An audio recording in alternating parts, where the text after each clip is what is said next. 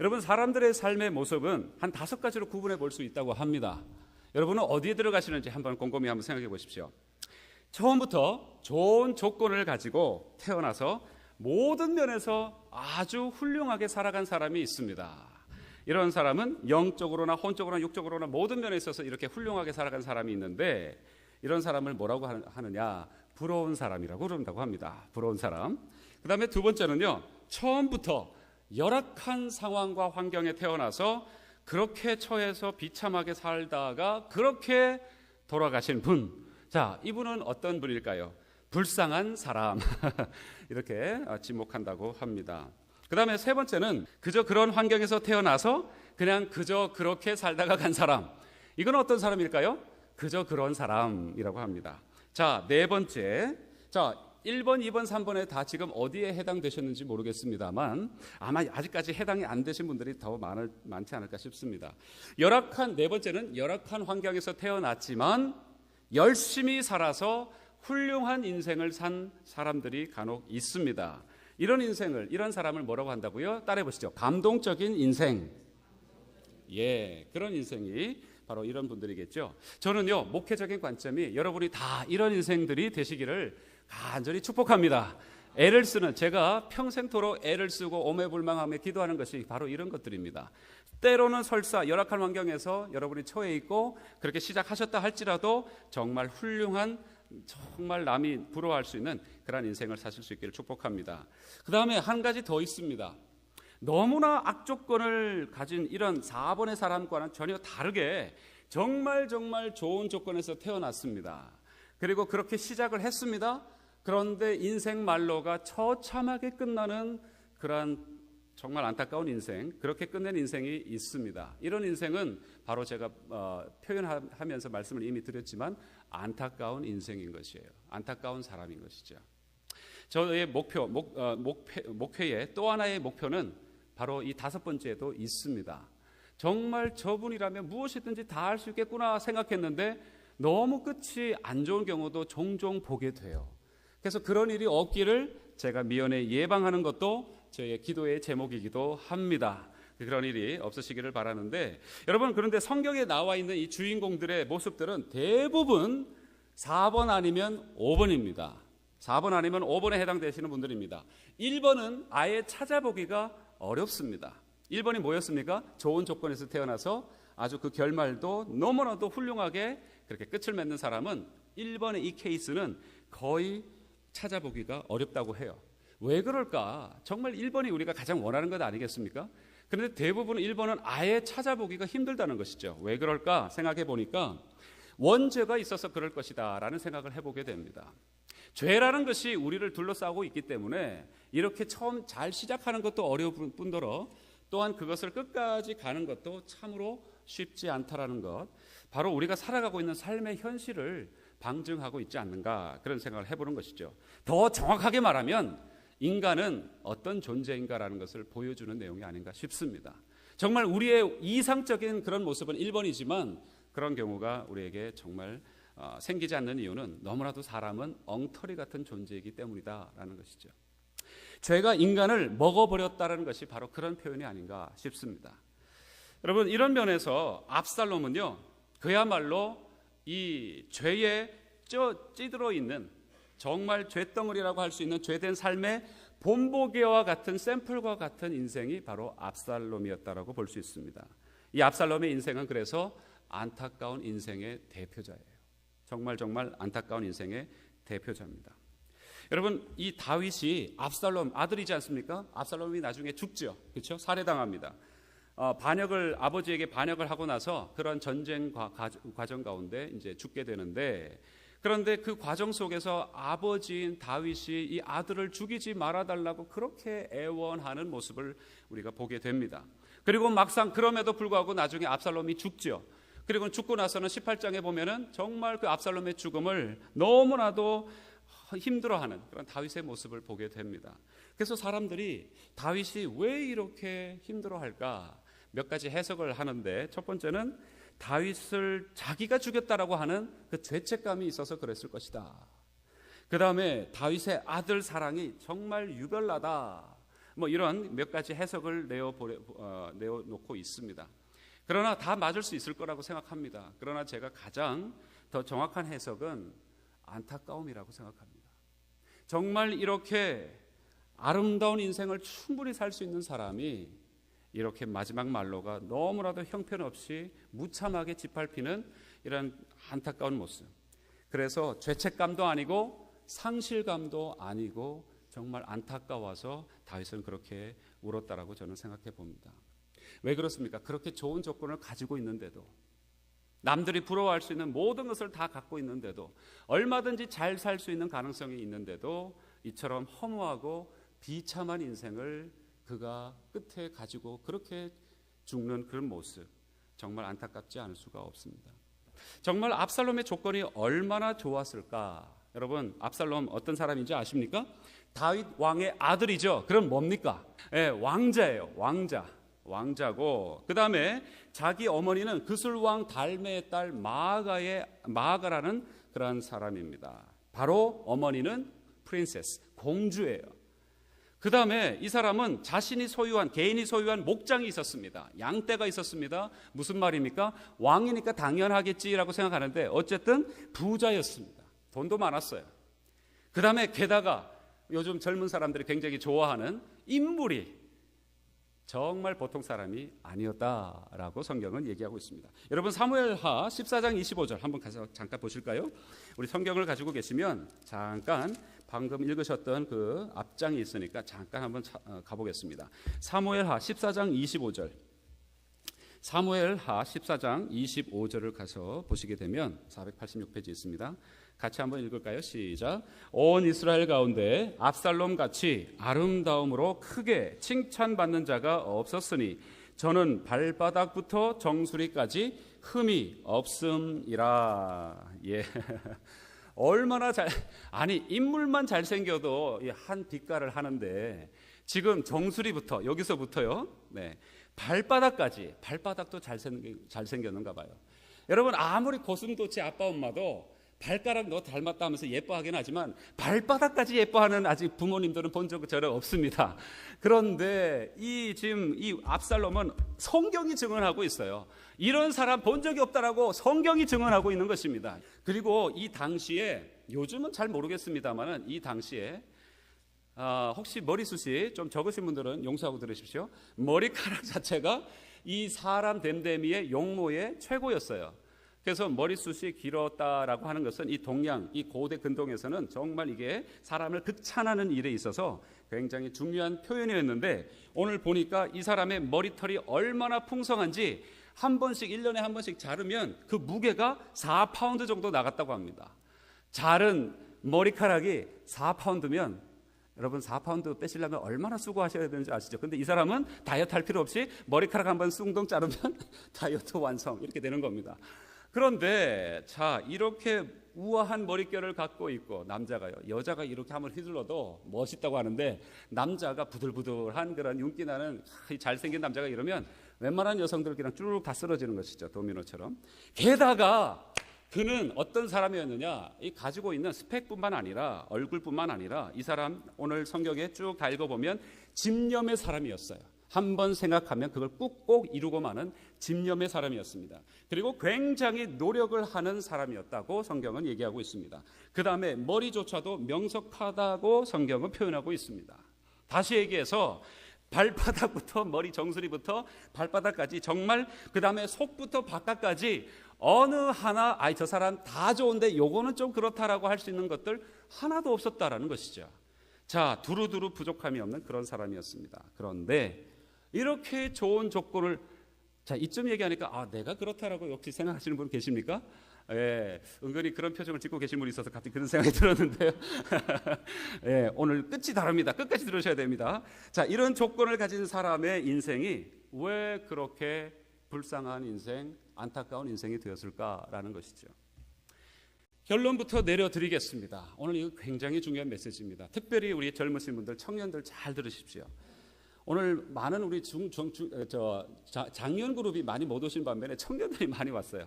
하나님의 이게 섭리시지 않나 싶습니다. 청년들이 들어야 될 메시지인데 오늘 하여튼 꼭 은혜가 있으시길 바랍니다. 한마디로 이렇게 좋은 조건을 가지고서도 끝은 왜 그렇게 멸망의 길을 가게 되었는가? 왜 누구나 할 것 없이 그 인생을 봤을 때 부러워하지 않고 안타깝다, 정말 안타깝다, 이런 인생이 있을 수 있을까라고 회자하게 만드는가라는 것이죠. 그것은 결론은 이렇습니다.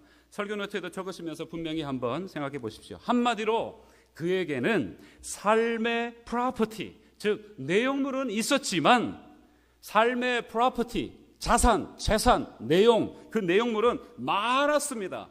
그러나 그것을 담을 수 있는 삶의 구조라고 할 수 있는 그 내용을 담을 수 있는 그 구조, 스트럭처는 잘못되어 있었기 때문이다라는 것입니다. 거의 모든 것을 소유하고 있었습니다. 압살롬은요, 정말 누구하고도 견줄 수 없는 사람이었습니다. 아무도 그와 비교할 수 없을 정도로 모든 것을 다 가지고 있는, 정말 컨텐츠에 있어서는, 프로퍼티에 있어서는 모든 것을 소유하고 있는 사람이었지만 그것을 어디다가 걸어 놓을 수 있는, 그것을 집어 넣을 수 있는 그 스트럭처, 구조물은, 그 구조는 그에게 잘못되어 있었다라는 것이죠. 쉽게 얘기해서 이런 것입니다. 내장들은, 우리의 몸의 내장들은 다 멀쩡하고 건강한데, 콩팥도 제대로 기능하고 간도 제대로 기능하고 위도 건강하게 돌아가는데, 문제는 뼈가 곧 으스러지게 되어 있다라는 진단을 받은 거랑 마찬가지입니다. 그러면 아무리 내장이 튼튼해도 오히려 그거는 뼈에 부담을 주기에 그 사람 앞으로 일어설 수도 없는 것이에요. 그런 진단을 오늘 압살롬은 받은 것입니다. 재능도 좋습니다. 인물도 좋습니다. 가지고 있는 것도 많습니다. 출신도 좋습니다. 게다가 정신력도 좋습니다. 집념도 좋습니다. 그런데 그 모든 것들을 다 갖고 있는 것처럼 보였지만 그에게는 딱 한 가지가 없었는데, 그것이 무엇이냐? 스트럭처가 없었다는 것이죠. 구조물이 그에게는 마치 등뼈와 같이, 뼈대와 같이 우리를 모든 것을 받치고 있는 그 중심이 있어야 되는데 그것이 잘못되었다라는 것입니다. 근데 그 잘못됐다는 것을 저는 이렇게 표현해 봅니다. 따라해 보시죠. 그는 정말로 존경하는 사람이 없었다. 네, 그겁니다. 왜 그렇게 그럼 얘기합니까? 목사님, 그냥 구조를 갑자기 얘기하다가 왜 사람을 존경하는 얘기를 하시죠? 라고 얘기하는데, 여러분, 권위라는 것은, authority라는 것은 바로 우리 삶의 구조물과 이 스트럭처와 같은 것이기 때문에 제가 그렇게 말씀드린 것입니다. 정말로 내가 존경하고 따를 만한 사람이 내게 없다고 하는 것은 내 삶의 뼈대가 없다라고 하는 거나 똑같은 것입니다. 왜 그래서 부모님들을 제대로 존경하지 않는 자녀들이 그의 삶 속에서 분명히 가능성이 있는 삶을 충분히 가지고 있음에도 불구하고 쉽게 무너질까요? 왜 그럴까요? 그 권위, 스트럭처를 갖고 있지 못하기 때문에 그렇습니다. 많은 것을 가지고 있어도 그래서 어느 순간 문제가 부딪히게 되면은 금세 그냥 허물어지게 되어 있는 치명적인 것이 바로 그 문제입니다. 여러분, 가끔 이런 질문을 하시죠? 얼마 전에도 어떤 성도님이 그런 질문을 하시더라고요. 뭐냐면, 왜 하나님이 십계명으로부터 시작해가지고 하나님을 그렇게 경외하라, 경외하라, 나를 경외하라, 나를 찬양해라, 나를 예배하라, 하나님 왜 그러십니까? 아니, 좀 치사한 생각이 듭니다. 이런 질문을 하신 분이 있었어요. 아니, 우리 성도님은 그렇게 얘기하지 않으셨지만 그런 질문을 하신 분들이 옛날에 많이 있었습니다. 존경은 내가 하는 것이지 누가 억지로 부추겨가지고 옆에서 찔러가지고 엎드려 절받기식으로 그렇게 존경을 받는 것은 좀 약간 얌체 같고 채통 없는 일이 아닙니까? 근데 왜 하나님이 그냥 어미롭게 우리에게 한번 딱 나타나시면 우리가 알아서 엎드릴 텐데 그냥 계속 존경하라, 경외하라, 나를 예배하라, 경배하라고 자꾸 그러시느냐? 왜 하나님 스스로 그렇게 채통 없는 것처럼 보이시게끔 그렇게 스스로 얘기하시고 우리로 하여금 그렇게 얘기하시느냐? 하나님, 이건 너무 좀 심하지 않습니까? 이런 생각 아마 여러분 해보셨는지도 모르겠습니다. 저도 그런 생각을 한 적이 있어요. 근데 어느 날 깨달음이 왔습니다. 어느 날 깨달음이 왔는데, 하나님은요, 우리가 예배하고 경배하고 존경하고 찬양하지 않아도 하나님은 우리의 존경을 필요로 하지 않는 분이십니다. 하나님은 이미 모든 만물을 통해서 영광받으시고 찬양받고 계시는 줄로 믿습니다. 하나님은 우리가 존경하면 하나님이 기뻐하시고 존경하면 물론 때로는 좀 마음이 안타까워 하실 수는 있지만 그것이 하나님의 그런 위상에 크게 데미지를 주지 않습니다. 기분은 좀 나쁘시겠지만 문제는 뭐냐? 우리가 치명적이다라는 것입니다. 하나님은 아무런 영향받지 않으세요. 우리를 사랑하시기 때문에 좀 기분이 언짢으실 수는 있지만 우리 생각 때문에 그것도 언짢으신 거예요. 치명적인 것은 누구냐? 바로 우리가 치명적인 것입니다. 하나님을 하나님됨으로 권위를 인정하지 않으면 결국은 우리는 아무런 권위도 인정하지 않는 사람으로 전락하고, 권위를 인정하지 않는 사람은 뭐라고요? 스트럭처가 생기지 않기 때문에 그가 아무리 잘생겼고 아무리 모든 것을 이 세상이 원하는 스펙으로 다 가지고 있다 할지라도 그 삶은 곧 문제만 생기면 훑어 지나가는 쓰러지는 구조물과 같이 된다라는 것이죠. 여러분, 신앙에 많은 사람들이 있습니다. 가진 것은 별로 없고 다른 사람들보다도 별로 내세울 것은 없었지만, 그러나 이분들이 문제가 있을 때마다 어떻게 저 사람이 저 큰 세파를 넘어갈 수 있었을까? 정말 퀘스천을 일으키는 분들 많죠. 정말 저런 상황 속에서도 나 같으면 할 수 있을까? 나는 못할 것 같아. 그러나 그런 분들 많이 있습니다. 우리의 신앙의 선진들, 선조들, 선배들, 우리의 부모님들 계십니다. 자, 그런데 그분들은 어떻게 그 환난과 시련을 이겨냈을까요? 권위, 바로 하나님에 대한 권위, 예배 가운데 그 권위를 지켰기 때문에, 바로 그 삶이 스트럭처가 분명하기 때문에 때로는 내용이 없어도 그 삶은 그 세파를 뚫고 당당하게 지금도 서 있는 줄로 믿습니다. 이게 은혜예요. 이게 복이에요. 여러분, 권위라는 것, 이런 것, 이것만큼 중요한 것이 또 있을까요? 그러나 요즘 그 권위도 사단이 그 중요한 것을 알기 때문에 권위주의로 우리를 오염시켜서 가부장적인, 또는 이 아버지들이나 또는 이 어르신, 우리 부모님들이 잘못 행하게끔 사단이 우리를 들쑤셔 놓는 것이 문제인 것이죠. 여러분, 어쨌든 압살롬은 이 권위가 없었습니다. 삶의 구조물 스트럭처가 없었던 것이에요. 그래서 여러분, 삶이 마지막으로 이 압살롬이 무너질 때에 어떻게 하면서 무너졌는지 여러분 아시죠? 뭐에 반역을 하면서 마지막 말로의 길을 걸어갑니까? 아버지에 대해서 반란을 꾀하면서 무너지기 시작하는 것입니다. 아버지에 대한 권위를 반역하는 것이에요. 그 하나님이 만들어 놓으신 스트럭처를 깨부수고 내가 할 수 있다라는 그 권위를 주장하면서 자신 스스로가 스스로의 권위를 주장하며 무너지는 모습을 우리가 공교롭게도 성경을 통해서 보게 되는 것입니다. 우리가 갖고 있는 그 권위, 주신 하나님의 모든 권위들, 그것을 어그려뜨리면서 우리가 은혜 받을 길은 없는 것입니다. 바른 권위가 세워지기를 주님의 이름으로 축복합니다. 여러분, 그에게는 정말 많은 것이 있었습니다. 재능도 있었고 실력도 있었고 야망도 있었고 능력도 있었지만 권위가 없으면, 이제 그 삶의 스트럭처가 없으면 어떤 일이 생깁니까? 방향을 가름하지 못하는 것입니다. 권위가 있어야 내가 저 길로 가면 되겠다라는 이정표가 생기는 것입니다. 내가 저 사람의 길을 따르면 되겠다라는 롤 모델이 생기는 것이죠. 그러나 그 권위가 없게 되면은 어떤 것도 자신에게 있어서 그 가진 모든 그 에너지원을 가지고 어디로 달려가야 할지에 대한 방향을 상실하게 되기 때문에 그 삶은 곧 무너지게 되는 것입니다. 누구를 위해서, 무엇을 위해서, 누구를 기쁘게 하기 위해서 살 방향이 있어야 되는데 그 방향이 없어지게 되는 것이죠. 그래서 압살롬이 추구했던 것이 뭡니까? 기껏 해봐야 자기가 갖고 있는 에너지를 가지고 추구한 것은 반역이고, 그리고 그 반역의 결론은 파멸이었다라는 것입니다. 그러나 아버지도 존경하지 않았습니다. 아버지 존경하지 않으니까 당연히 하나님도 존경하지 않죠. 이 압살롬을 얘기하는 성경 구절에서는 어느 한 구절도 하나님의 얘기가 나오지 않습니다. 압살롬은 성경에는 나오지만 신앙인이 아닌 몇 안 되는 인물 중에 하나입니다. 신앙인이 아니었습니다. 자, 그러면 삶의 뼈대가 삐뚤어지고 이 스트럭처, 구조가 없는 인생은 과연 어떤 인생인가? 간략하게 세 가지로 살펴봅니다. 자, 주보에 설교 노트에 있습니다. 한번 보시면서, 적어보시면서 정리해 보시죠. 첫 번째는요, 이러한 스트럭처가 없는 인생은 자기가 자기를 위해서 모든 것을 다 해야 하는 정말 치사하고 비참하고 피곤한 인생을 살게 됩니다. 성경 말씀에 보면은 압살롬은 자기가 자기를 위해서 병거와 말들을 준비하고 전대 50명을 준비하고 또 새벽 아침부터 일찍 일어나가지고 성문에 가가지고 모든 사람들의 인심을 자기 편으로 돌려야 되기 때문에, 다윗의 자기 아버지에 있는 인심을 자기 편으로 다 돌려야 되기 때문에 만나는 사람들마다 사기칩니다.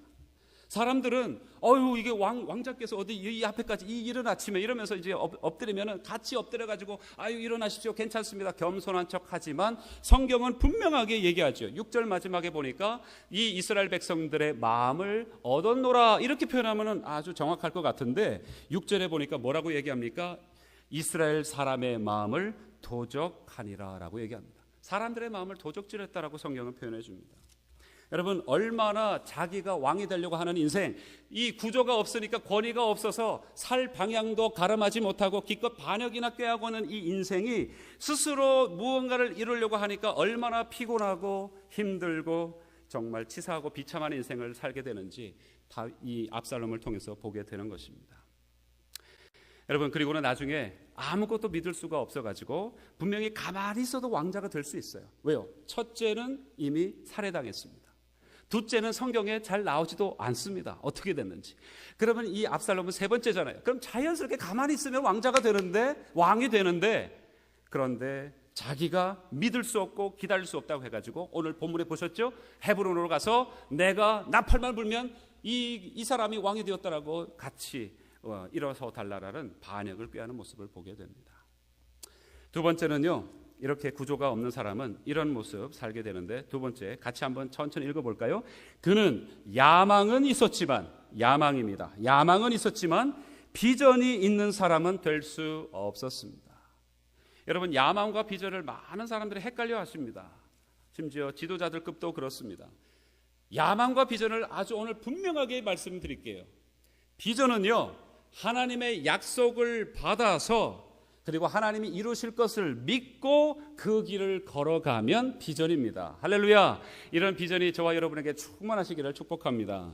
그런데 야망은 뭡니까? 하나님의 약속하고는 상관없이 내 욕심을 스스로 이루려고 하는 것이 야망입니다. 그리고 그 결론은 뭐라고요? 파멸이고 허무다라는 것이죠. 압살롬이 비석을 세운 이야기가 성경에 나옵니다. 우리 18장 18절 한번 가보실까요? 오늘 본문에 해당되지는 않지만 같은 18장에 있습니다. 우리 494페이지 18장 18절 우리 같이 찾으셔서 한 목소리 한번 읽어보겠습니다. 494페이지는 18장 18절 같이 읽겠습니다. 시작. 압살롬이 살았을 때에 자기를 위하여 한 비석을 가져 세웠으니 이는 저가 자기 이름을 전할 아들이 없음을 한탄함이라. 그러므로 자기 이름으로 그 비석을 이름하였으며 그 비석이 왕의 골짜기에 있고 이제까지 압살롬의 기념비라 일컫더라. 압살롬이 비석을 세웠는데 비석의 그 비문이 참 재밌습니다. 그것도 이 사람이 지금 생전에 자기가 살아있을 때 비문을 적었는데 뭐라고 얘기했냐면 내가 내 이름을 전할 아들이 없기에 너무나도 한탄한다. 이것을 비문에 적고 있는 거예요. 그런데 여러분, 성서학자들이 순간 당황했습니다. 사무엘하 14장 27절에 보면은 분명히 아들 셋과 딸이 하나 있다고 거기 적혀 있는데 압살롬은 나는 자녀가 아들이 없다라고 지금 얘기하고 있는 거예요. 아니, 없는 게 맞는 거예요? 있는 게 맞는 거예요? 신학자들이 싸웠습니다.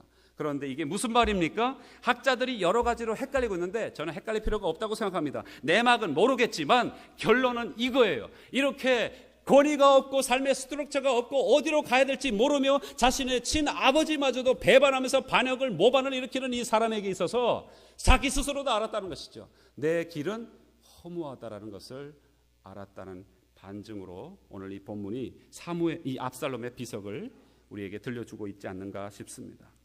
그가 남긴 결론은 스스로 생각해도 비참하고 허무한 인생이구나라는 것이죠.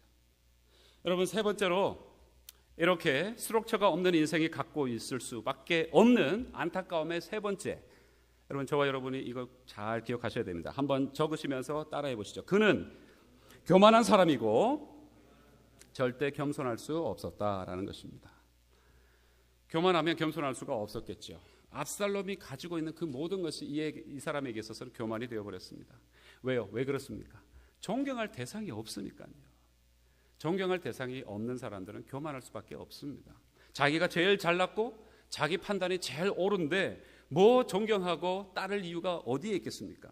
자기보다도 더 나은 사람 봐줄 수도 없어요. 이런 사람들은 인정할 수도 없습니다. 잠언서 16장 18절, 오늘 새벽에도 말씀드렸지만 교만은 패망의 선봉이요 거만한 마음은 넘어짐의 앞잡이이니라 라는 말씀이 있는 그대로 압살롬은 그렇게 교만하다가 나중에는 넘어지고 패망으로 가고 있는 것입니다.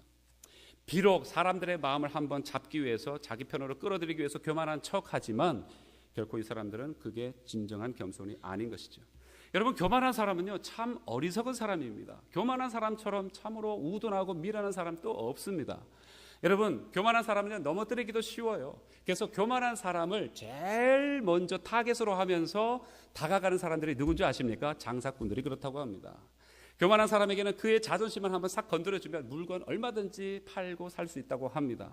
그러나 겸손한 사람들은요 절대 넘어지지 않죠. 왜요? 바닥에 납작 엎드렸는데 넘어질 이유가 없죠. 넘어져 있는데, 엎드려 있는데 어떻게 넘어지겠습니까? 그런데 자기가 교만해서 꼿꼿이 서 있는 사람들은 옆에서 건드리면 넘어지게 된다고 하죠. 여러분, 얼마나 이 옆에 지략가 아히도벨이라는 사람이 엉터리, 말도 안 되는 엉터리와 같은 계교를 압살롬에게 얘기합니다. 뭡니까? 백주 대낮에 왕의 후궁들을 강간하십시오. 말도 안 되는 얘기죠. 왕의 후궁들과 공개적으로 동침하라고 얘기합니다. 우리 지금 생각해도 이해가 안 되고 그 고대 근동에는 더 했을 것입니다. 그런데도 불구하고 백주 대낮에 아파트 베란다에서 그냥 마음껏 그렇게 공개 섹스를 하라고 아히도벨이 얘기했을 때 그걸 받아들여요. 그러면 백성들의 마음을 얻겠거니라고 생각합니다. 아니, 이렇게 머리 좋은 사람이 이걸 받아들인다니요. 이게 바보짓인 줄 모르겠습니까? 그리고는 나중에 다윗이 도망가죠. 도망가서 아히도벨이 한 번 더 계략을 줍니다. 나중에 가지 말고 지금 12,000명 뽑아가지고 지금 가서 쳐버리면 다윗을 완전히 죽일 수 있습니다 라고 얘기할 때는 그 제안은 또 받아들이지 않습니다. 안 가겠다고 얘기합니다. 이게 무슨 얘기입니까? 교만한 사람은 어리석은 사람이다라는 것을 분명히 보여주는 증거인 것입니다. 마지막 때 그가 죽을 때의 모습 여러분 잘 아시죠? 그림 그려보실 수가 있으실 겁니다. 이거는 마치 여러분 그 아까 아름다운 머리 하면서 이렇게 한번 흔들던 그 우아한 머리가 있죠. 나중에 상수리 나무에 말 타고 가다가 걸려가지고 말은 먼저 앞으로 가버리고 이 사람만 그 상수리 나무에 머리털 때문에 대롱대롱 매달려서 있다가 그 뒤따라 나오던 이스라엘 군이 저기 적군 장수다 하면서 그냥 이렇게 살해하는 그런 모습이 있게 됩니다. 상수리 나무에 걸리면서 매달렸다가 창에 맞아 죽는데 이거는요 마치 그 미국 방송 가끔씩 이렇게 토요일 날 아침에 보면은 톰과 제리라는 그런 만화 있지 않습니까? 그 고양이와 그죠? 그다음에 생쥐가 도망가는 그 장면. 이거는 얼마나 웃기는 장면인지 모르겠습니다. 근데 그 장면에서나 나올 법한 얘기가 오늘 성경에 나와 있어요. 회화적으로 하나님이 그려주고 있습니다. 실제로 벌어지긴 일이기도 합니다. 무슨 일입니까? 이렇게 교만한 사람은 이렇게 비참한 정말 안타까운 모습으로 죽을 수밖에 없다는 것을 보여주는 많은 의미가 있는 이야기가 아닌가 싶습니다. 여러분, 결론을 맺습니다. 압살롬의 삶은 그야말로 안타까움이에요. 죄와 사단이 한 사람을 유린할 수 있는 대로 다 유린당한 그런 모습이 압살롬이 아닌가 싶습니다. 마음껏 유린해버린 그런 비극적인 이야기입니다. 그런데 말씀을 보면서 깨닫게 된 것이 있습니다. 이 시대가 압살롬이라는 것이죠. 이 시대가 다 압살롬을 따라가고 있다는 것입니다. 가진 것 얼마나 많습니까? 뭐 유전공학이다, 핵물리학이다, 컴퓨터 지식이다, 빅데이터 가지고 있는 것들은 다 가지고 있어요. 우리 부모님 세대만 해도 상상도 못하던 것들을 지금 젊은이들은 다 갖고 있습니다. 그런데도 불구하고 삶의 방향이 없기에 압살롬처럼 멸망의 길로 가고 있는 젊은이들이 많이 보입니다. 이런 시대 속에서 이런 시대를 살아가면서 저와 여러분은 어떻게 해야 되겠습니까? 우리가 보여줘야 될 것 딱 한 가지 아니겠습니까?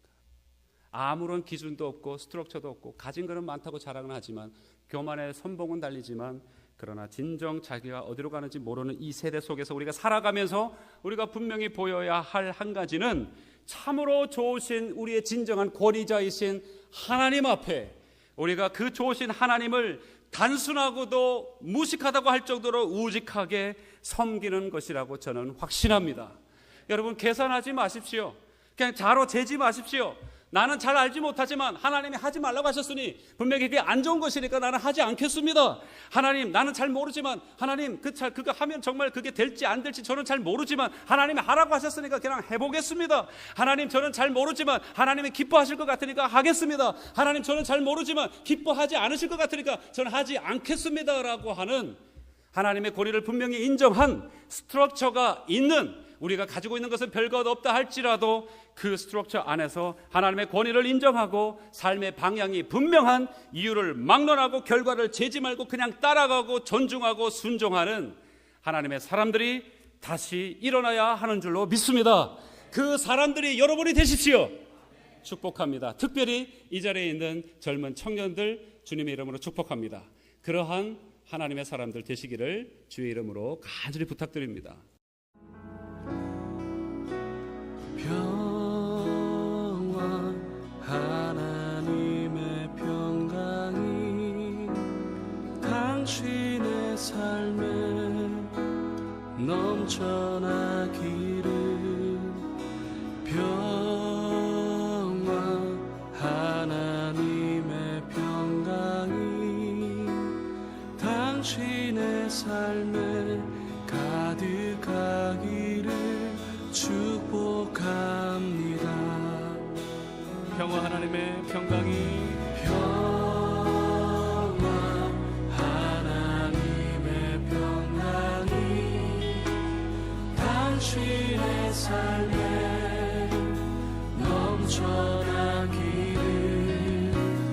평화, 하나님의 평강이 당신의 삶에 가득하기를 축복합니다. 기쁨, 하나님의 기쁨이, 기쁨, 하나님의 기쁨이 당신의 삶에 넘쳐나기를.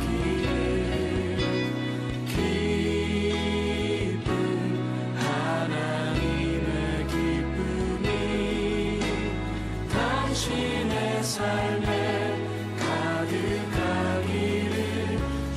또 다른 분에게 소망, 하나님의 소망이, 소망, 하나님의 소망이 당신의 삶에, 당신의 삶에 넘쳐나기를.